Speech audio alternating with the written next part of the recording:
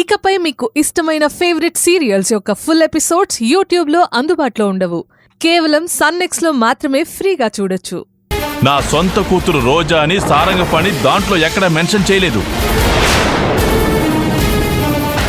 నా షేర్స్ ఆశ్రమంలో పెరిగిన రోజా అని రాశాడు. అంటే ఏదో మాయలో, ఏదో ప్రేమలో, ఏదో ఎవరి మీదో కోపంతో పాణి ఆస్తి రాశాడు. మళ్ళీ తన మనసు మార్చుకుంటే ప్రమాదమని రోజా పాణిని చంపేసింది. ఇది మన పాయింట్.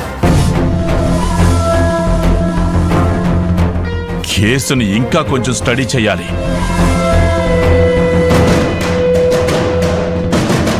రోజాకి తనని తాను పాణి కూతురని నిరూపించుకునే అవకాశాలు, లీగల్ సాక్ష్యాలు ఏమీ లేవు. సో పాణికి లీగల్ కూతురు నిత్య, పాణి లీగల్ వైపు నువ్వు. ఆస్తిని మీకు దక్కేలా చేస్తాను. అయినా ఇదంతా ఎందుకు? రోజా చచ్చిపోతే ఆస్తి మీకే ఈజీగా వస్తుంది.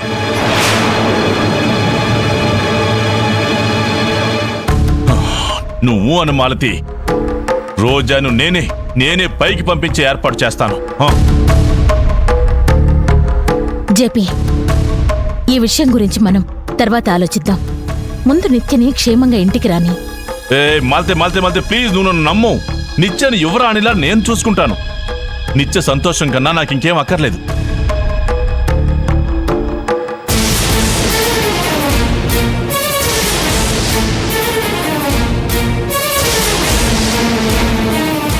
నిత్య సంతోషం కన్నా నాకు ఏది ఎక్కువ కాదు. సరే మాల్తి, నేనొచ్చింది మీ ఇద్దరి కోసమే. నేనేం చేస్తానో చూడు.